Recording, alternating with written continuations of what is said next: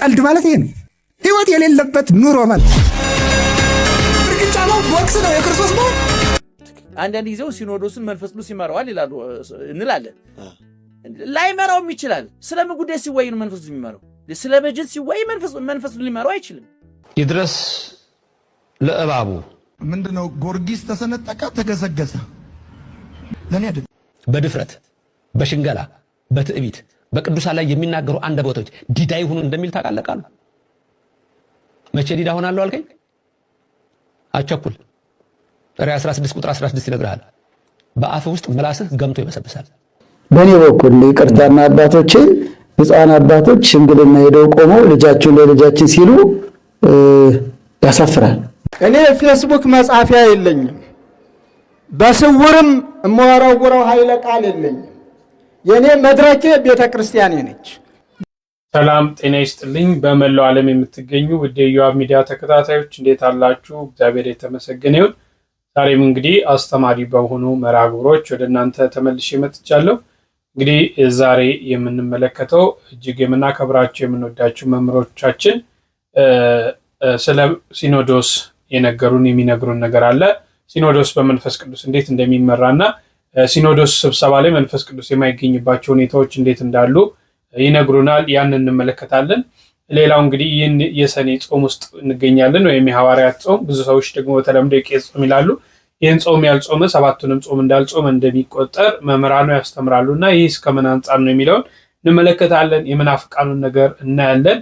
እንግዲህ መምህር ዘበነ ይድረስ ለእባቡ ብሎ ደግሞ ያወጣው ነገር አለና ያንን በስፋት ሌሎች አስተማሪ ነገሮችንም በጋራ የምንመለከትበት መርሃ ግብራችን ነው። እንደተለመደው ይህን ሰሞን እንግዲህ አንድ ትሬንድ ያደረግነው አለ። ብንጸድቅም ባንጸድቅም እንኳን ክርስቲያን ሆንኩ የሚለውን ጽሁፍ ኮሜንት ሴክሽን ላይ ሳጽፉ እንዳታልፉ። ሁላችንም እንኳን ክርስቲያን ሆነን እንኳን ኦርቶዶክስ ሆነን ለምንድን ነው የምንጽፈው? ሰሞኑን እንግዲህ አባ ገብረ ኪዳን ላይ መናፍቃኑ ዘመቻ አንስተዋልና ብንጸድቅም ባንጸድቅም እንኳን ክርስቲያን ሆነን መቤቴ እንኳን ኦርቶዶክስ ሆነን ይህን ዘመቻ ደግሞ እኛም መቀላቀል ስላለብን ብንጸድቅም ባንጸድቅም እንኳን ክርስቲያን ሆንኩ እያላችሁ ኦርቶዶክሳውያን በሙሉ ኮሜንት ሴክሽን ላይ መጻፋችሁን እንዳትዘነጉ። ይህን ቪዲዮ ላይክ እና ሼር አድርጉት። ሰብስክራይብ ካላደረጋችሁም ቤታችሁ ነውና ሰብስክራይብ ማድረጋችሁ እንዳትረሱ። እስቲ በመጀመሪያ እንግዲህ ሰዎች ነን፣ በምድር ስንኖር ይከፋናል፣ እንጨነቃለን፣ ብዙ መከራ ብዙ ችግር ይደርስብናልና ሲከፋን ምንድን ነው ማድረግ ያለብን? ሲከፋን ቤተክርስቲያን መሮጥ መልመድ አለብን። ሲከፋን እጆቻችንን ለጸሎት ማንሳትን መልመድ አለብን። ሲከፋን ከስዕለ ማርያም ቀረብ ብለን ማልቀስ መልመድ አለብን። ማልቀስ አልሆነን ተደፍቶ ዝም ብለን ወግ ራሱ ማውጋት አሰሉ ፊት እመቤታችን እኔ ልጅ ለመሆን ባልበቃም አንቺ ግን እናት ለመሆን ይበቃሽ ነሽ። ስለዚህ አንቺ ስም ማለት አንዲት ሕፃን ልጅ ነበረችና እናት አባቷ የትንሣኤ ዕለት አቤት ቆይ አሏት። እዛችሁኝ ሂዱ መቁረብ እፈልጋለሁ አይቻልም። ቆይ ዛሬ ቤት የምትጠብቂ አንቺ ነሽ ብለው ዘግተውባታል። እመቤታችን ስል ቀረብ ብላ ግፌን ተመልከች። እኔ የልጅሽን ብርሃን ማየት እየበለው ከልክለውኝ ሲውሉ ልብ በይ። ትንሽ ልጅ እኮ ናት። እንደዚህ ስትል ወደኋላ እመቤታችን ከስዕሉ አናገረቻት። ምን ተኮንቲ ለታንቺ ልጅ ምን ሆነሻል አለች። እናት አባቴ እንዲያርገው ቤት ጠባቂ አድርገው ጥለውኛል፣ ነይ እንሂድ ብላ ወስዳ ሰውራ ወስዳ ከቤተ ክርስቲያን አገባቻት እመቤታችን። የልጅ ልቅሶ እኮ አትንቅም እመቤታችን። ግን ሰው በፍጹም ግን ልብ የለው። ሲከፋው ወደ እግዚአብሔር ማልቀስ ሲገባው ነገሩን የሚያነሳ ማለት ዝም ብሎ ይሄ ነው ችግሩ ማለት መፍትሄ ማናገር ወአንሳ እግዚእ ኢየሱስ ክርስቶስ አይንቲ ውስተ ሰማይ። ጌታችን መድኃኒታችን ኢየሱስ ክርስቶስ አይኑን ወደ ሰማይ አነሳ። እስኪ ወደ ሰማይ አነሳ በሉ። መከራ ሲገጥማችሁ ወደ የት ዙሩ ለማለት ነው። አቤት ወደ ምዕራብ ዙሩ አላለ። ዲያቆኑ ሲቀድስ ወደ የት ዙሩ ነው ያለ? ወደ ምስራቅ ተመልከቱ ነው ያለ። ማሰብ ያለብን ይሄ። ከዚህ ሁሉ ኃጢአት በኋላ ከዚህ ሁሉ በደል በኋላ እንዴት ወደ እግዚአብሔር ትቀርባለህ?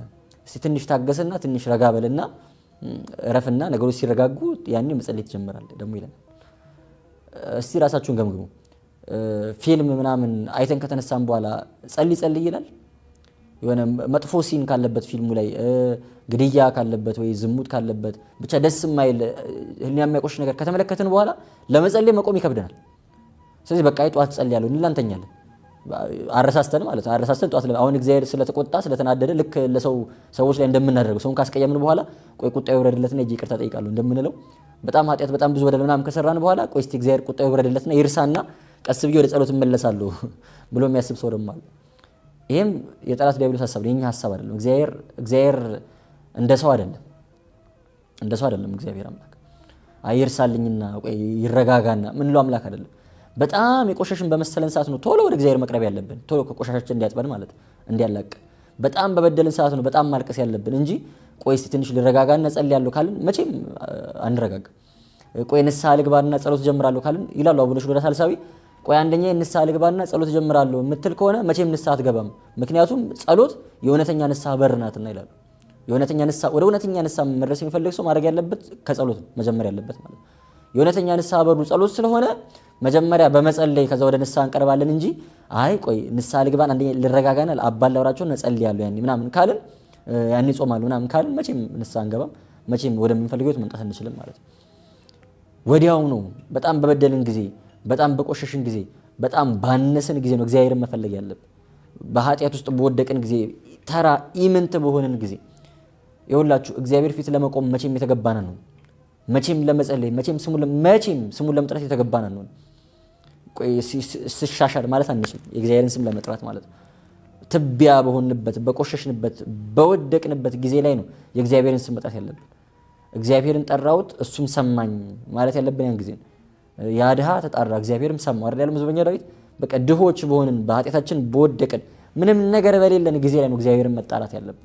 ያን ጊዜ እግዚአብሔር አምላክ ይሰማናል እንጂ ስሻሻል የተሻለ ስሆን ስስተካከል ብለን ካሰብን መቼም አንስተካከል። ወደ እግዚአብሔር ሳይመጣ መስተካከል የሚችል ሰው የለም። ወደ እግዚአብሔር ሳይጮህ መስተካከል የሚችል ሰው የለም። ስለዚህ ይሄን ሁሉ ከዚህ ሁሉ በደል በኋላ እንዴትም አድርገህ ፊቱ መቆም የለብህም። ትንሽ ተረጋጋና ንጹህ እስክትሆን ትንሽ ጊዜ ጠብቅና ከዛ በኋላ ማታ ከበደልክ እስቲ አሁን ከምትጸልይ ይንጋልና ጧት ትጸልያለህ የሆነ እስቲ ከተረጋጋ በኋላ የሚለው ሐሳብ የጠላት ዲያብሎስ ሐሳብ እንጂ የኛ ሐሳብ አይደለም። በጣም በበደልን ጊዜ ነው እግዚአብሔርን ማሰብ ያለብን እንጂ እንደው በተረጋጋን ጊዜ ወይ ከበደል በራቀን ጊዜ ብቻ አይደለም የሚለው ነገር ማሰብ አለብን ማለት ነው። ስለዚህ በጣም ኃጢአት በሰራችሁ ጊዜ በጣም የመቆሸሽ ስሜት በሰማችሁ ጊዜ እንዴት ሆኜ እንደዚህ ሆኜ ጸልያለሁ፣ ይሄን ሁሉ ኃጢአት ይዤ እንዴት ቅዳሴ እሄዳለሁ፣ ይሄን ሁሉ በደል ይዤ እንዴት ቤተክርስቲያን እሄዳለሁ ሳትሉ ከነ ኃጢአታችሁ ከነ በደላችሁ ወደ እግዚአብሔር ነው። ያን ጊዜ አስቀድሱ፣ ያን ጊዜ ጸልዩ፣ ያን ጊዜ ንስሐ ገቡ። ከዛ በኋላ የምትፈልጉትን አይነት ክርስቲያን የምትፈልጉትን አይነት ሰው መሆን ትችላላችሁ። ለሁለቱም ቃለ ሕይወትን ያሰማልን፣ ለአባታችንም ለወንድማችንም ቃለ ሕይወት ያሰማልን። ሲከፋን ወደ ቤተ እግዚአብሔር መሄድ እንደሚገባን በታችን በሰፊው ነግረውናል። ወደ ቤተ እግዚአብሔር ደግሞ እንዴት መሄድ እንችላለን የሚለውን ከወንድማችን ሰምተናልና ሁለቱንም እግዚአብሔር አምላክ በእድሜ በጸጋ ያቆይልን ለማለት እወዳለሁ። እስቲ የመናፍቃኑን ነገር አንዳንድ ነገር እናንሳና አንድ ልጅ አለ ሪአክሽን የሚሰራ በእነሱ እሱን አይተን ይድረስ ለእባቡ ያለው መምህር ዘበነ ምንድን ነው?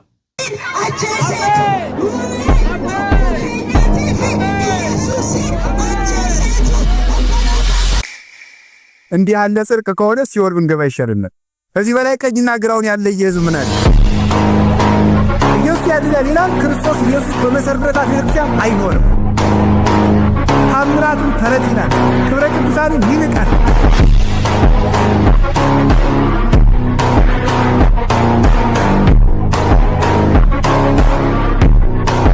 ትጠመቃለህ ትላል። በምን እንደምትጠመቅ አታውቅም።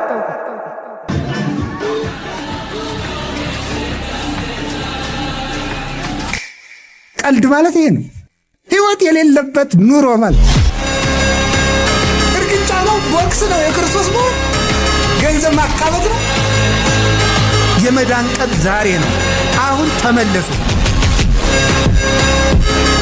ወይ ጭምትነቱ የለም፣ ወይ ትትናው የለም። እስቲ በምናቸው ነው ክርስቶስ ነው? ክርስቶስ እኮ ማንንም የማይነቅፍ ጭምት፣ ማንንም የማይነቅፍ ይድረስ ለእባቡ ምንድነው? ጊዮርጊስ ተሰነጠቀ፣ ተገዘገዘ።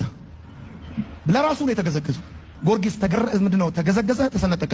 በመጋዝ ተሰነጠቀ፣ ተፈጨ ይሏል። ታዲያ ጊዮርጊስ ይሄን ቃል ሲጠቀም ለሃጃው ነው የተገዘገዘው፣ ለኔ አይደል። በድፍረት በሽንገላ በትዕቢት በቅዱሳን ላይ የሚናገሩ አንደበቶች ዲዳ ይሁኑ እንደሚል ታውቃለህ ቃሉ። መቼ ዲዳ ሆናለሁ አልከኝ? አቸኩል። ራዕይ 16 ቁጥር 16 ይነግራል። በአፍ ውስጥ ምላስህ ገምቶ ይበሰብሳል። አንዱ መቅሰፍቴ እንደሆነ ታውቃለህ። ኦርቶዶክሱም ደነገጠ። እንዲህ አይነት መቅሰፍት አለ እንዴ አልክ? አንተም ኦርቶዶክሱ መምህር ዘበነ እንዴት ነው? በአፋቸው ውስጥ ምላሳቸው በስብሶ ይገማል። ያኔ መናገር አይችሉም። ዲዳ ይለዋል። ያኔ ነው በትዕቢት በድፍረት በሽንገላ መዝሙር 30 ቁጥር 18 የማታውቃቸውን በህይወት ዘመን ያልነበሩ አንስተ አያውቁም። ስለዚህ ሰው እንዴት ይጸድቃል ሲባል ኢየሱስ ክርስቶስን በማመን። አሁን በጣም ብዙ ሰዎች ኢትዮጵያ ውስጥ ምን ይላሉ? ያመነ የተጠመቀ ይድናል ይላሉ። እነሱ ሳያምኑ ተጠምቀው ሳያምኑ እኮ ነው የተጠመቁት። ያመነ የተጠመቀ ይድናል ይለዋል። በምንድን ነው ያመንከው? ያመነ የተጠመቀ ይድናል። እሺ ምን ብለን ያመንከው? እባብ ምን እንደምናገር ታውቃለህ፣ ደግሞም ይገባሃል። ግን አንድ ነገር ቀድሜ ልነግርህ እፈልጋለሁ። ራስህን ለመቀጥቀጥ ስልጣን አለኝ። መዝሙር 90 ላይ ስለ እባቡና ስለ ተኩላው ይናገራል።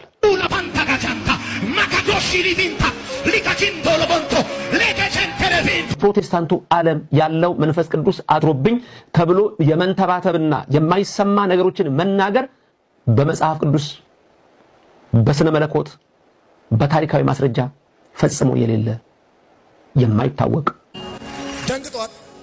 የነብርን ጭራ ይዙም ከያዙም አይለቁም ነው ይዘነዋል። እግዚአብሔር ምስክሬ ጌታ ብሎኛል። እመታዋለሁ ብሎ እንደዚህ ነው የሚመታው እግዚአብሔር። ጌታ ከከፍታው ላይ ይመታዋል። ዳጎን እንደተዋረደ ወድቆ እንደተሰባበረ ከትውልዱ ልብና ከኢትዮጵያ መድረክ ላይ በኢየሱስ ስም ይመታል። ደግሞ ይገርምሃል፣ ይሄንን የሚመታ እጅ ሲነሳ ያለው ይሄንን የሚመታው እጅ ራሱ ይሄንን የሰበከ እጅ ነው፣ ያስተማረ እጅ ነው። እግዚአብሔር በኃይል ቀብቶ ያስነሳቸዋል። በኃይል ቀብቶ ያስነሳቸዋል። በደም ስሙኝ። ዛሬ ሌሊት አንድ ራእይ አይቻለሁ። አንድ ትልቅ አለት ለሁለት ሲሰነጠቅ አይቻለሁ። ጌታም ተናግሮኛል። ለዘመናት የተከማቸውን የሐሰት ትምህርት እንደ አለት ሆነው የተሸከሙ ማህበሩ ለሁለት ይከፈላል። ማህበሩ ለሁለት የአምልኮት መልክ አላቸው፣ ኃይሉን ግን ክደዋል። የአምልኮት መልክ አላቸው፣ ኃይሉን ግን ክደዋል። ከነዚህ ራቅ። ባለፈው ምንድን ነው ያለው? ከነዚህ ራቅ። አሁንም እንደሚለው ከነዚህ ራቁ። ክርስቲያኖች፣ እውነተኛ ክርስቲያኖች እየሰማችሁ ነው? እያስተዋላችሁ ነው? ኃይሉን ክደዋል። የአምልኮት መልክ አላቸው። ባለፈው ያየነው እውነትን የተቀሙ ላይ እግዚአብሔርን ለንግድ የሚጠቀሙ ናቸው። መምሰል ማትረፊያ፣ እግዚአብሔርን መስለው እውነተኛ ክርስቲያን መስለው የሚበዘብዙ በዝባዦች። ፕሮፌሰር ትንቢት እናገራል። አንተ ታላቅ መሪ ነህ። አንቺ ታላቅ መሪ ነሽ። አንቺ ታላቅ ተዋጊ ነሽ። አንቺ የትውልድ እናት ነሽ። ለተመለከታችሁት ነው ብዙ ቀልዶችንና የትኛዋ እውነተኛ ኦርቶዶክስ እውነተኛ ሃይማኖት የትኛዋ እንደሆነች በብዙ ዘንድ ማየት የሚያስችሉ ነገሮች እየተሰሩ ነው። ወንድሞቻችን ወጣት ወንድሞቻችን በተለይ ይህን ሚዲያ መልካም ነገር ላይ እየተጠቀሙ ብዙ ኦርቶዶክሳውያንን እያነቁ ብዙ ነገሮችን እያወጡ ይገኛልና በጣም ደስ ይላል። ሰው ትክክለኛ የት ቦታ እንደቆመ ራሱን የሚጠይቅበት ጊዜ በመሆኑ በጣም ብዙዎች እየተደሰቱ ይገኛል። እንግዲህ ቅዱሳንን መሳደብ፣ ጻድቃንን መሳደብ፣ ሰማዕታትን መሳደብ፣ እግዚአብሔር ያከበራቸውን መናቅ ምን አይነት መቅሰፍት ምን አይነት መዓት እንደሚያመጣ በተለይ መንፈስ ቅዱስ ገለጸልን ብሎ አሁን በዓለ ሃምሳ ሲያልቅ በ50ኛው ቀን ለሐዋርያቱ መንፈስ ቅዱስ ወርዶላቸው በተለያየ ቋንቋ እንዲናገሩ ምክንያት ሆነዋል ማለት ነው። እና ይሄን ተከትሎ መንፈስ ቅዱስ ገለጠልን ብሎ በፕሮቴስታንቱ ዓለም የሚነገር ልሳን አለ። ያ ልሳን ደግሞ እግዚአብሔር እንደማያውቀው ዝም ብሎ የተደረደሩ ነገሮች እንደሆኑ ትርጉም እንደሌላቸው በሰፊው የተለያዩ ነገሮችን አንስቶ መምራችን መልሷል። እግዚአብሔር አምላክ ቃለ ሕይወትን ያሰማልን፣ ለሌሎችም ደግሞ ማስተዋልና ጥበቡን እንዲያድል እግዚአብሔር ወደ ቤቱ እንዲመልሳቸው ተነሳይ ልቦና አግኝተው ከዚህ ከጨለማው ዓለም እንዲወጡ መጸለይ ነው የኛ ድርሻ። እንግዲህ እግዚአብሔር ለሁላችንም ልቦና ይስጠን። እሺ የምንገኝበት እንግዲህ ሐዋርያቱ ጾም ነውና ይህ ጾም የቄስ ጾም ነው ይባላል። ይህን ጾም ብዙዎች ደግሞ አይጾሙትም። በተለይ በርካታ ኦርቶዶክሳውያን ሲመገቡ እንመለከታለን። ይህን ጾመ ሐዋርያት አለመጾም ሁሉንም አለመጾም ማለት ነው። ሁሉንም አጽዋማት እንዳለመጾም። አንዳንድ ሰዎች ሌላውን ጾም እየጾሙ ይሄኛውን ጾም ይሽራሉ። ሰባቱም ፍጹም ናቸው። ሰባቱም እኩል ናቸው። እንደ አንድ ጾም ነው የሚቆጠሩት። ስለዚህ የምናበላልጠው ነገር የለም። አንድ ሰው 7 መስኮቶች ቢኖሩት ቤቱ ማለት ነው 6ቱን በደንብ አድርጎ ዘግቶ 6ቱ ላይ አላርም ሁሉ ገጥሞ ማለት ነው ሌባ ከሰበረው ወይም ከከፈተው እንዲቀሰቅሰው በጥንቃቄ አንዱን ግን ክፍት ቢያደርገው የስድስቱ መዘጋት የአንዱ ክፍት መሆን አይጠብቃቸው ወይም የስድስቱ መዘጋት የአንዱን ክፍት መሆን አያድነውም። ስለዚህ በአንዱ በተከፈተው መስኮት ገብቶ ሌባ ወንበዴ በዛ ቤት ውስጥ ያለውን ነገር በሙሉ ይዘርፈዋል። ስለዚህ እኛ ስድስቱን ብንጾም ሰባተኛውን ብንሽር ጾመ ሐዋርያትን ማለት ነው። በዚህ ምክንያት በስድስቱ የምናገኘውን በረከት እናጣለን ማለት ነው። ስለዚህ ሰባቱንም አቅማችን እስከፈቀደ ድረስ ከንስሐ አባታችን ጋር ተመካክረን መጾም ግዴታ ነው ማለት ነው። ምክንያቱም ሰባቱም አጽዋማት እኩል ዋጋ ከሰባቱ አጽዋማት የሆነው ይህ ሐዋርያት ጾም በተለምዶ የቄሶች ጾም ብለው ሰዎች ይናገራሉ። የቄሶች ጾም የተባለበት ምክንያት እኛ ቄሶች ብቻ የምንጾመው ሳይሆን ወይ ደግሞ ቄሶች፣ ዲያቆናት ወይ መነኮሳት፣ ጳጳሳት ብቻ የሚጾሙት ሳይሆን ሁሉም ሰው የሚጾመው ጾም ነው። የቄሶች ጾም የሚለው በልምድ የመጣው የሐዋርያት ጾም ሐዋርያት ቄሶች ስለሆኑ መጀመሪያ ላይ ስለጾሙት ከዛ የተነሳ አንዳንድ ሰዎች የቄሶች ጾም ይሉታል። አንዳንድ ሰው ደግሞ የሰኔ ጾም ብለው ሲጠሩት ትሰማላችሁ። የሰኔ ጾም ደግሞ ሰኔ ላይ ስለሆነ ነው የሚጾመው። የሚፈታው ሐምሌ 5 የአቡነ ገብረ መንፈስ ቅዱስ ዕለት ወይም ደግሞ የቅዱስ ጳውሎስ የቅዱስ ጴጥሮስ ዕለት ነው። ብርሃናት ዓለም ጴጥሮስ ወጳውሎስ የምንለው ሐምሌ 5 ነው ጾሙ የሚፈታው። ቅዱስ ጳውሎስ ብርሃነ ዓለም ጳውሎስ እና ብርሃነ ዓለም ቅዱስ ጴጥሮስ በኔሮ የተገደሉበት ጊዜ ነው። በዛን ቀን ጾሙ ይፈታል። እንደተከታተላችሁት ነው። በተለይ ጥሩ ምሳሌ አንስተዋል መምህር ምትኩ። እግዚአብሔር አምላክ ቃለ ሕይወትን ያሰማልን። ይህን ጾም ሁላችንም ልንጾም ድንገት እስካሁን የተሳሳትንም ካለን ከመምህራን ንስሐዎቻችን ጋር አባቶቻችን ጋር ተገናኝተን መጾም ግዴታችን ነው። እነዚህ ሰባቱ የአዋጅ አጽዋማት ግዴታ ነው። አንድ ኦርቶዶክሳዊ እነዚህን ሰባቱን አጽዋማት ግዴታ ሊጾማቸው ይገባል ማለት ነው። ተደንግጓል። ከ7 ዓመት ጀምሮ ያለ ሰው ግዴታ ሊጾመው ይገባልና እንዴት አድርገው ምሳሌውን ራሱ የመስኮቶቹን እንዳነሱ እግዚአብሔር አምላክ ቃለ ሕይወትን ያሰማልን። እንግዲህ በተለምዶ የቄስ ጾም ነው ይባላል። የቄስ ባይዘው ቤተክርስቲያናችን የምዕመናን የቄስ ብላ ያወጀቻቸው ጾሞች የሉ። ሁሉም እኩል ነው። ክርስቲያን ለተባለ ኦርቶዶክስ ለተባለ ልጅነትን ላገኘ በሙሉ ሁሉም ተመሳሳይ ነውና ራሳችንን የቄስ ጾም ባናታልን የተሻለ ነው የሚል እምነት አለኝ። እሺ ቀጥለን የምንመለከተው እንዴት ነው ሲኖዶሱ በመንፈስ ቅዱስ አይመራም የሚሉት መጋቢ አዲስ እሸቱና እንዲሁም ቀጥሎ ደግሞ ዲያቆን ሄኖክ ኃይሌ አብረው ሁለቱን ተከታትለን እንመለስ። አንዳንድ ጊዜው ሲኖዶሱን መንፈስ ቅዱስ ይመራዋል ይላሉ እንላለን። ላይመራውም ይችላል። ስለምን ጉዳይ ሲወይ ነው መንፈስ ቅዱስ የሚመራው? ስለ በጀት ሲወይ መንፈስ ቅዱስ ሊመራው አይችልም። እንዴ ክርስቶስ እኮ በመካከላችሁ እገኛለሁ ብሎ እኮ መለኪያውን አስቀምጧል። ሁለቱም ሶስትም ሆናችሁ ብትሰበሰቡ በመካከላችሁ እገኛለሁ አይደለም ያለው፣ በስሜ ነው ያለው።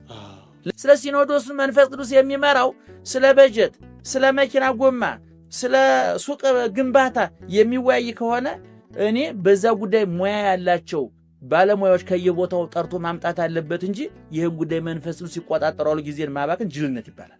ችግሩ ምንድነኛ? ጳጳሳት አማካሪ የሚያደርጉት ያክስት ልጅ፣ ያጎት ልጅ፣ የሰፈር ልጅ፣ የቀበሌ ልጅ ከዛው ከአካባቢያቸው የመጣ እሱ ደግሞ የሚመክራቸው ለራሱ የሚጠቅመው ነው። እሱ ኪስ የሚገባውን እያሰበ እንጂ የሚመክራቸው የነሱ ክብር የሚያስመጥን አይደለም። ጳጳሳቱ 3 ነገር ቢያደርጉ፣ 1 ስልጣና የሚወሰድበት መንገድ ቢመቻች፣ 2 አማካሪዎች ቢኖሯቸው፣ 3 ንግግር የሚያዘጋጁላቸው። በዚያ ጉባኤ ላይ የተወሰነውን ውሳኔ ነው አሁን ዛሬ ጸሎት የምናደርገው። በጣም የሚገርማችሁ ምን ያህል እግዚአብሔር እጁ እንዳለበት የምታውቁት የሲኖዶስ ስብሰባ ላይ በዚያ የተገኙት አባቶች 318 ነበሩ። ስንት እና ምግብ እንግዲህ የእንትኑ ስፖንሰር የጉባኤው ስፖንሰር ልበለው በዚህ ዘመን ቋንቋ ንጉሥ ቆስጠንጢኖስ ነበር። አባቶች ከያሉበት እንዲሰበሰቡ አድርጎ ማረፊያቸውን አመቻችቶ ምግብ አዘጋጅቶ ጉባኤው ተሰየመ። ጸሎት ተደረገ። ረጅም ጸሎት ሱባኤ ተያዘ። ከጸሎቱ በኋላ ስብሰባው ሊጀመር ሲል ቆስጠንጢኖስ ወጣ። ምክንያቱም በቤተ ክርስቲያን ጉዳይ ላይ ነገስታት፣ የመንግስት ባለስልጣናት ሐሳብ የመስጠት መብት አላቸው የላቸው። የሴፓሬሽን ኦፍ ቸርች ኤንድ ስቴት የምንለው በቤተ ክርስቲያንና በመንግስት መሃል በውሳኔ በተለይ ልዩነት መኖር አለበት። የቱንም ያህል ውለታ ቢውሉ የቆስጠንጢኖስን ያህል ሊውሉ አይችሉም መንግስታት። ግን ቤተ ክርስቲያን ከተሰበሰበች በኋላ ቆስጠንጢኖስ ወጣ፣ አስረክቦ ወጣ። በዚያ ጉባኤ ተደረገ። በዚያ ጉባኤ ላይ 318 ሊቃውንት ነበር የተሰበሰቡ። በጣም የሚደንቁ ነገሮች አሉ። እንግዲህ የሲኖዶስ ስብሰባ ምን ያህል ቦታ እንዳለው ብዛታቸው 318 ነበረ። ምግብ ሲቀርብ ይቆጠራሉ። ይቆጠሩና ቆጣሪዎች ሲቆጥሯቸው 319 ይሆናሉ። ስንት ይሆናል? ከዛ ምግብ ይቀርብላቸዋል፣ ይበላሉ። ከዛ ተመልሶ ምግቡ ሲሰበሰብ ደግሞ አንድ ምግብ ሳይበላ ይገኛል። ሲቆጥሯቸው ስንት ናቸው ብያለሁ? በማግስቱም እንደዚህ ምግብ ሰዓት ሲደርስ ይቆጥሯቸዋል። ሲቆጥሯቸው 319 ናቸው። ምግብ ከተበላ በኋላ ሲሰበሰብ አንድ ምግብ ሳይበላ ይገኛል። መጨረሻ ላይ ለካ እየተረፈ ያለው በዚያ ጉባኤ ላይ 319ኛ ሆኖ ማን ይገኝ ነበር? አዎ መንፈስ ቅዱስ ራሱ እግዚአብሔር ክርስቶስ ይገኝ ነበር። በዚያ ጉባኤ ላይ የአርዮስን ክደን ለማውገዝ ነው የተሰበሰቡት። ክርስቶስ አርዮስ ከባሕርይ አባቴ ከአብ ከባሕርይ ሕይወቴ ከመንፈስ ቅዱስ ለየኝ ብሎ በተናገረው ቃል መሰረት ስለሆነ የተሰበሰቡት መንፈስ ቅዱስ በዚያ ጉባኤ ላይ ነበረ። በመንፈስ ክርስቶስ ደግሞ በአካል ተገኝቶ አብሮ ይቆጠር ነበር። በእያንዳንዱ የቅዱስ ሲኖዶስ ስብሰባ ላይ መንፈስ ቅዱስ አለ፣ አብ አለ፣ ወልድ አለ። ስለዚህ መንፈስ ቅዱስ የሚገኝበት ጉባኤ ነበር። በዚያ ጉባኤ ላይ በጣም ይገርማችሁ የተገኙት ቅዱሳን አባቶች፣ ሌላው በጣም አስገራሚው ነገር አብዛኞቹ የአካል ጉዳተኞች ነበሩ። የአካል ጉዳተኛ ለምን ሆኑ? ከዚያ ቀድሞ ቤተክርስቲያን 300 ዓመት ሙሉ ሰማዕትነት ስትቀበል ነበር። ዘመነ ሰማዕታት ነበር። ቆስጠንጢኖስ እስኪመጣ መከራ ያልደረሰበት ሰው የለም እና አብዛኞቹ አካላቸው የጎደለ ወይ ዓይናቸው የጠፋው እግራቸው የተቆረጠ ብዙ ቅዱሳን ነበሩ። እንግዲህ ምን አይነት የአካል ጉዳተኞች ቤተክርስቲያን ነበረች የመጀመሪያዊቱ ቤተክርስቲያን። የሆነ ነገር ያልደረሰበት አባት አታገኙ። ከሁሉም ግን በዚያ ጉባኤ ላይ በጣም ብዙዎች የተደነቁበት ቅዱስ ቶማስ ዘመርአስ የሚባል አባት ነበር። ቅዱስ ቶማስ በዘመነ ሰማዕታት እያንዳንዳቸው ጨካኝ ነገስታት እየተነሱ እንግዲህ የተለያየ አይነት የማሰቃየት ነገር ያደርጉ ነበር በክርስቲያኖች ላይ። ቅዱስ ቶማስም ምንድን ነበር የሚያደርጉት? ክርስቶስን ካድ ይሉታል። አልክድ ካለ ዛሬ አንድ ጣቱን ይቆርጡታል። ነገ ሲመጡ ሌላ ጣቱን ይቆርጡታል። ጣቶቹን ሲጨርሱ እጁን ይቆርጡታል። በየቀኑ እየመጡ አንዳንድ አካል ይቆርጡት ነበር እና በመጨረሻ መቁረጥ የሚችሉትን ሁሉ ቆርጠው ከአንገቱ በስተቀር ሌላው በሙሉ እጁ እግሩ ተቆርጦ ሰሌዳው ብቻ ቀረ እና ወስደው በረሃብ ይሙቱ ብለው ጉድጓድ ውስጥ ጥለውት ነበር። እዚያ ጉድጓድ ውስጥ ሆኖ አንዲት ሴት እየመጣች ማታ እና ጧት እየመጣች ምግብ ትጥልለታለች። ያንን እየበላ ዘመነ ሰማዕታት እስኪያበቃ ድረስ ቆየ። በመጨረሻ ዘመኑ ካለፈ በኋላ እንግዲህ ከዛ አወጡት። ይሄ አባት 318ቱ ሊቃውንት ሲሰበሰቡ አብሮ የተሰበሰበ አንድ አባት እሱ ነው እና ሲመጣ በዘንቢል ነበር የያዙት መንቀሳቀስ ስለማይችል እና ወደዚያ ጉባኤ ሲገባ አባቶች ሁሉ እየሄዱ ቁስሉን ይሳለሙ ነበር። ምክንያቱም የዚህ አባት ቁስል የእሱ ቁስል ሳይሆን የቤተክርስቲያን ቁስል ነው። እሱ የቆሰለው ስለ አንዲቷ ቤተክርስቲያን ስለ አንዲቷ ሃይማኖት ነበር። በረከቱን ያሳድርበት።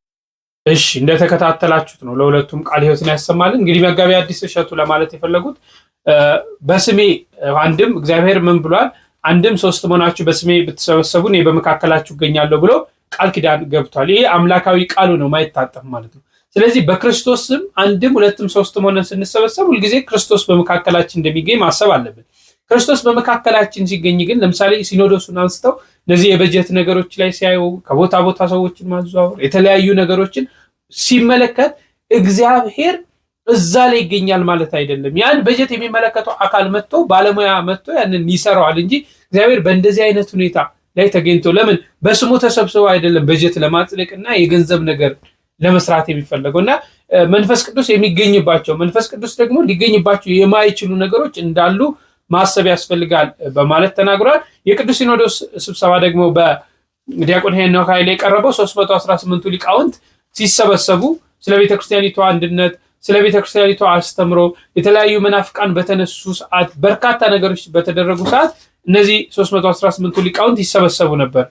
የዚህ ስብሰባ መካከል ላይ መንፈስ ቅዱስ እግዚአብሔር ወልድ በአካል እንደሚገኝ መንፈስ ቅዱስም እንደሚገኝና ምግብ እንኳን ሲቀርብ ቆጠራ ሲደረግ የነበረው ነገር ምን እንደሆነ ለመግለጽ ፈልገዋል። በኢትዮጵያ ኦርቶዶክስ ተዋሕዶ ቤተክርስቲያን ያለው ቅዱስ ሲኖዶስ ስብሰባ ላይ መንፈስ ቅዱስ 100% አይገኝም ሳይሆን መንፈስ ቅዱስ የሚገኝባቸው አጀንዳዎች አሉ። መንፈስ ቅዱስ ደግሞ እዛ ላይ የማይገኝባቸው ነገሮች ሊኖሩ እንደሚችሉ ማሰብ ያስፈልጋል የሚሉ ነገሮችን ነው መምህሮቻችን ያነሱት። በርካታ ነገሮችን በዚህ እንዳገኛችሁ ተስፋ አደርጋለሁ። እዚሁ ላይ ተያይዞ እንግዲህ ከጳጳሳቶቹ ከብፁዓን አባቶቻችን ሳንወጣ አንድ ካህን እባካችሁ ብሎ ብፁዓን አባቶችን ያስጠነቅቃሉ።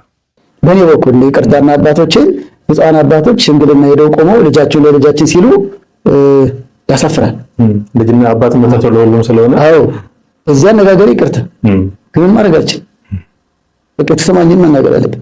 ብፁዓን አባቶች እኛን ቅስና የሾሙ ናቸው እንጂ ሚስት የሚያጩ አይደሉም። ተክሊል የሚባርኩ ናቸው። እኛ ምዕመናንን ቀድሰን የምናቆርብ እግዚአብሔር ይፍታ የምንል ካህናት አለን አይደል? መስከኛ አባቶች ናቸው። የእኛን ክህነትን መያዝ የሚችሉ ናቸው። ኤጲስቆጶሳት አድርጎ የሾመ ቤተክርስቲያን ከኤጲስቆጶሳት ከጳጳሳት በላይ ምን አለ ቤተክርስቲያናችን? ስለዚህ እንደኔ ሰፈር ሄደው አይበረታቱ፣ ሀዘን ያጽናናሉ፣ የታመመ ይጠይቃሉ፣ የታሰረ ይጠይቃሉ። አባቶቻችን በሽምግልና ደረጃ ግን ምዕመናን ቁጭ ብለው ጳጳስ ቆሞ እንዴት ነው? ከዚህ ልጀምር። ሁለተኛው ደግሞ እንደኔ ከይቅርታ ጋር ስለ ክህነት ክብር ማለት ነው። ምነ መንግስት የአቢ ክህነት ይላል ፍትሐ ነገሥት። ከመንግስትነት ከንግስና ክህነት ይበልጣል። ነገስታት መንበር ዳሰው በመቅደስ ቆመው አይቆርቡም። ካህን ግን ቅዱስ ያቆርባል፣ እጁ ይሳማል፣ ስጋ መለኮትን ይፈትታል። ክህነት ክብር ነው። በምድር ያሰራችሁት በሰማይ ታሰረ ነው፣ በምድር የፈታችሁት በሰማይ ተፈታ ነው። ማቴዎስ 18 ቁጥር 18 ይቅር ያላችሁት ሁሉ ኃጢአቱ ይቀርለታል የተባለ ስልጣነ ክህነት ዘኢተገብረ ለመላእክት ተገብረ ለካህናት። ለመላእክት ያልተደረገ ለካህናት ተደረገ ብሏል በፍትሐ ነገሥት። ቅዱሳት ማቴዎስ የክህነትን ክብር ሲገልጥ መላእክት ፈትተው አያቆርቡም፣ ያማልዱናል፣ ይጠብቁናል፣ ያድኑናል ከመከራ። የካህናት ስልጣን ልዩ የሆነው ቅዱስ ስጋውን ክቡር ደሙን ፈትተው ቅዳሴውን መርተው ያቆርባሉ፣ እግዚአብሔር ይፍታ ይላሉ። ከዚህ አንጻር እንኳን የኤጲስቆጶሳት ክቡራን ብፁዓን አባቶቻችን የምንወዳቸው በጸሎታቸው ይርዳን። እኛ ቄሶችን ብንሆን ቆመን ልጃችሁን ለልጃችን እንድንል አይበረታታም። መገኘት እንችላለን፣ ግን ማዕከላዊ ነን። የእኛ ስራ መባረክ፣ ማስተማር፣ ሁለቱንም ወገን ማግባባት። የቃላት ልዩነቶች ቢኖሩ በበጎ ሁኔታ ቃላቶቹን እየተረጎሙ የእናንተ መልካም ነው እያሉ ማስማማት። ግጭት አይኖርም። ሆኖም ግን ድንገት የቃላት እንዴት ጥሎ አልገባንም እንዴት ጥሎ እንዲህ ነው መባባል ቢኖር እንኳን ብዙ ጊዜ ሽምግልና በመጀመሪያ ቀንና ሁለተኛ ቀን ሊሆን ይችላል። አንዳንድ ቦታ እስከ ሶስተኛ ሊሆን ይችላል። እንደየባህሉ እሱ ላይ ብዙ የተለየ ምስጢር አናመጣም። እንደየባህሉ ነው። መጀመሪያ ቀን ሄደው ቆመው ይጠይቃሉ። ከዚያ ተማክረን ቤተሰብ መክረን ይሏቸውና ቀጣዩ ቀን ደግሞ ያው ቆመው ይጠይቃሉ። ፈቅደናል፣ ሌላው መረጃ እንለዋወጣለን ይላሉ። ቁጭ ብለው እህሏ እየተቃመሱ ቤት ያፈራሉ እየተቃመሱ ይጫወታሉ። ስለ ሁለቱ ጉዳይ ቤተሰብነት ይዘመዳል። ተጀመረ ማለት ነው። እና የካህናት ሚና እዚህ ላይ ባራኪ ናቸው። ቃላቸውን ከቤተክርስቲያን አስተምሮ አንጻር እየመዘኑ የሚገልጹ ናቸው። ማይገባ ሐሳቦች ተገልጸው ከሆነ ደግሞ ይህ ከሃይማኖት አንጻር በዚህ መንገድ አይደለም ብለው በቃል እግዚአብሔር ነገሮችን እውነታን የሚገልጹ ናቸው። ከሁሉ በላይ ደግሞ ሽማግሌዎቹንም አክብረው ተቀባዮቹንም አክብረው ሁለቱንም ባርከው በእናንተ ምክንያት የሆኑን ደግሞ የሁለቱም እጮኛሞችም ጋብቻቸው ይስመር በሰላም ያደርሰን ብለው ጸሎቱን፣ ቡራኬውን፣ ትምህርቱን ሰጪዎች ናቸው። እና እዚህ ላይ ልዩነት ድንገት እንደ ልዩ ሐሳብ ያመጣሁት ምንድነው? እኔ ቀሳውስቱ ምዕመናን ቁጭ ብለው ቆመው ይጠይቁ ብዬ ግን አልመክርም። ከተወሰነ ዓመት በኋላ እኔም አላደርገውም። ግን እገባለሁ ወይ ቁጭ ልል እችላለሁ። እነሱ ሲጠያየቁ እሰማለሁ። ጸሎት አድርገን ጨረስን። እኔ ቆሜ መጠይቀው በመንበሩ ላይ እግዚኦ ማረነ ክርስቶስ ብሎ ለምዕመናን አንድ ላይ ማረን እላለሁ እንጂ አንዲት እጮኛን ልጃችሁ ለልጃችን ብዬ በእኔ አምር ሲጀምርም ክህነቱም ልጃችሁን ለልጃችን አያስብልም። ክህነቱ አባትነቱ ልጃችን ማለት እንግዲህ የአባትነት ድርሻውን ይዘዋል ማለት ነው። ስለዚህ ለዚህኛው ብቻ ነው አባትነት ሊሆን እንደ ንግግራቸው ከሆነ ስለዚህ ልጃችን የሚለው ሐሳብ ለካህን ሊወገን ስለሚችል አባትነቱ ለሁሉም ነው እና ካህናት በዚህ ቅርብ አይሰኙ። ድፍረት አይሆንብኝ ባካችሁ እያሉ በልጅነት መንፈስ እኚህ ካህን ይናገራሉ። ባካችሁ ብፁዓን አባቶች ለሽምግልና ለሴት ልጅ ወንድን ለማጨት አትሂዱ፣ ይሄ ክብራችሁ አይደለም። እናንተ ክብር ቤተክርስቲያን ሄዶ ተክሊሉን መባረክ፣ ቀለበቱን መባረክ፣ ሰርጉን መባረክ፣ የተጣሉትን ማስታረቅ፣ ቅዳሴውን መቀደስ፣ ትምህርቱን ማስተማር ነው እንጂ እንዲህ አይነት ንስሐ አባቶች አሉ፣ ሌሎች ትላልቅ ሽማግሌዎች አሉና ባካችሁ እንዲህ አይነት ለሽምግልና በየቤቱ የምትሄዱ ጳጳሳት የእናንተ ማንዴት ወይም የእናንተ ክብር አይደለም፣ የቤተክርስቲያኒቷን ክብር ዝቅ የሚያደርገው ነገር ነው። ስለዚህ እናንተ እዛ ቦታ መገኘት የለባችሁም እያሉ ይናገራሉና ብዙዎች በዚህ ላይ ሐሳባቸውን እየሰጡ ነው። እንግዲህ ብፁዓን አባቶች ጋር ደርሶ ደግሞ እነሱ ምን እንደሚሉ ምን ሰማ ይሆናል። ያው አይሰሙትም ብዬ አላስብም። በተለያየ ነገር ሊደርሳቸው ሊሰሙ ስለሚችሉ ማለት ነው። እሺ በመጨረሻ እስቲ ይህን ተከታትለን ለዛሬ እናበቃለን። ዓለማዊ ህግ አለ ታውቃለህ። በዓለሙ ህግ አውጪ፣ ህግ ተርጓሚ፣ ህግ አስፈጻሚ አለ። ልክ ይሄ ወደኛ ስትወስደው ህግ አውጪ እግዚአብሔር ነው። ምን ብሎ ህግ አወጣ? ስጋዬን የበላ ደሜን የጠጣ የዘላለም ሕይወት አለው፣ ያመነ የተጠመቀ ይድናል ብሎ በወልድ ያመነ የዘላለም ሕይወት አለው። በትንሣኤ ዘጉባኤ ሙታን ይነሳሉ ሙታን የሚነሳሉ ብሎ ህግ አወጣ አይደለም? ይሄን ህግ ክርስቶስ አወጣውና እነማን ተረጎሙት? ልክ ፓርላማ ያወጣውን ህግ ፍርድ ቤቶች እንደሚተረጉሙት ሁሉ ኢየሱስ ክርስቶስ ያወጣውን ህግ ደግሞ 318 ሊቃውንት ተረጎሙት። ስጋዬን ብሉ ደሜን ጠጡ ብሏል። አዎ ያንን መሻር አንችልም፣ ግን እንዴት እንብላው? እንዴት እንጠጣው? ያመነ የተጠመቀ ይድናል ብሏል። አዎ እሱ የተጠመቀው በፈለገ ዮርዳኖስ ነው። እሱ የተጠመቀው በዮሐንስ እጅ ነው። እሱ የተጠመቀው በ30 ዓመቱ ነው። እሱ የተጠመቀው ምንም ጥቅም አገኝበታል ብሎ አይደለም። እኛ ግን በዮርዳኖስ መጠመቅ ግዴታ የለብንም። በዮሐንስ እጅ መጠመቅ ዮሐንስን አናገኘውም። በ30 ዓመት እንዳንጠመቅ ከዛ በፊት በ25 ዓመታት በ2 ዓመት መሞት ማረጋገጫ ነው 30 ዓመት እንደሚሞላል። እሱ ለጥቅም አይደለም የተጠመቀው እኛን ለመጥቀም ነው። እኛ ግን ራሳችን ለመጠመቅ ነው የምንጠመቀው።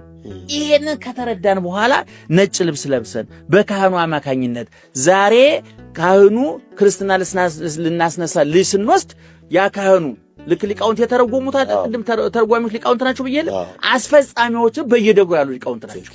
ለምሳሌ ክርስትናን ተወልደህ ወንድ ልጅ ከሆነ በ40 ቀን ሴት ልጅ ከሆነ በ80 ቀን መጽሐፍ ቅዱስ ባዘዘው መሰረት ኦርቶዶክሳውያን የተዋህዶ ልጆች ይህንን 40 እና 80 የሚለውም ከመጽሐፍ ቅዱስ የተወሰደ እንደሆነ ላረጋግጥላችሁ ይችላል። በኦሪት ዘሌዋውያን ምዕራፍ 12 ላይ ወንድ ልጅ በ40 ቀኑ ሴት ልጅ በ80 ቀኗ መስዋዕት ተይዞላቸው እግዚአብሔር ፊት ይቁሙ ብሎ ለሙሴ መመሪያ የሰጠው እግዚአብሔር ነው። 40 ቀንና 80 ቀን የወሰነው እግዚአብሔር ነው። እንደገና በሐዲስ ኪዳንም በሉቃስ ወንጌል ምዕራፍ 2 ላይ እመቤታችን ክርስቶስ እመቤታችን ኦሪታዊት እስራኤላዊት የብሉይ ኪዳን ሴት ሕግ ጠባቂ ናትና ልጇም ክርስቶስ እስራኤላዊ ነው፣ ወንድ ነው። በ40 ቀኑ ቤተ መቅደስ ሄዳለች። እንግዲህ እኔ እናት ከድንግል ማርያም አትበልጥም፣ እኔ ከክርስቶስ አልበልጥም። ድንግል ማርያም ልጇን በ40 ቀን ይዛ ከሄደች የእኔ እናት ደግሞ በ40 ቀን ይዛ ወስዳ የሥላሴ ልጅነትን የቤተክርስቲያን ልጅነትን አስገኘችልኝ። ስለዚህ ይሄ ልክ ካህኑ ውሃውን በቃ አቅርቦ በገንዳ አቅርቦ ጸሎት ሲያደርግበት ውሃ የነበረው በዕለተ ዓርብ ከክርስቶስ ጎን ወደ ፈሰሰው ማየገቦነት ይለወጣል። እዛ ክርስትና ታስነሳለ። ካህኑ ምን አደረገ ማለት ነው? አስፈጸመ። እግዚአብሔር ያወጣውን ሕግ ሰለስቱ ምዕት በፍትሐ ነገሥት የተረጎሙትን የደብሩ ካህን ምን አደረገ? አስፈጸመ ማለት ነው። ስለዚህ ሕግ አውጪ ማን ነው ማለት ነው? እግዚአብሔር። ሕግ ተርጓሚ ሰለስቱ ምዕት ሊቃውንት፣ ሕግ አስፈጻሚ በየደብሩ ያሉ እነ መምህሬ ወልደ ማርያም፣ እነ መምህሬ ገብረ ማርያም፣ እነ ዲያቆን አየለ፣ እነ ዲያቆን አንተ፣ እነ ዲያቆን ቀዳሜ ጸጋ ማለት ነው። ስለዚህ ይሄ ኦርቶዶክሳዊ ተዋህዶ ቤተክርስቲያን ይሄን የምታስፈጽምበት መንገዷ ምን ይባላል? ቀኖና ይባላል። ሶስተኛ ባህል አለ። ሶስተኛ ባህል ማለት አንድ ህዝብ የሚኖርበት እንደየእምነቱ፣ እንደየሀገሩ፣ እንደየቦታው፣ እንደየጊዜው የሚፈጠሩ ባህሎች። በእውነት እንዲህ አይነት ሊቃውንትን እግዚአብሔር አምላክ ያቆይልን። መጋቢ አዲስ እሸቱ በጣም የተወደዱ መምህር ናቸው። እንደተከታተላችሁት ነው በቤተክርስቲያን ሕግ አውጪ፣ ሕግ አስፈጻሚ፣ ሕግ ተርጓሚ፣ አስተርጓሚ የሚባሉ አካላቶች በዓለማዊ እንዳሉ በቤተክርስቲያን አሉ። እግዚአብሔር ሕግን እንዴት እንደሚያወጣ፣ እንዴት እንደሚፈጸም፣ እንዴት እንደሚተረጎም በስፋት ገልጸዋል። እግዚአብሔር አምላክ ቃለ ሕይወትን ያሰማልን። እኛም በሰማነው 30፣ 60፣ 100 ያማሩ ፍሬዎችን ለማፍራት የእሱ የአምላካችን ቅዱስ ፈቃድ ይሁንልን። እንግዲህ ለዛሬ ያስኩት ይህን ይመስላል። በሌሎች መረጃዎች፣ በሌሎች አስተማሪ ፕሮግራሞች እስክንገናኝ ማንኛውም ሀሳብ አስተያየቶቻችሁ ለእኔ ለወንድማችሁ እጅግ ይጠቅማልና በኮሜንት ላይ እየሰጣችሁኝ በሌላ መርሃ ግብር እስክንገናኝ ድረስ እጅግ አመሰግናለሁ። ቸርን ሰንብት።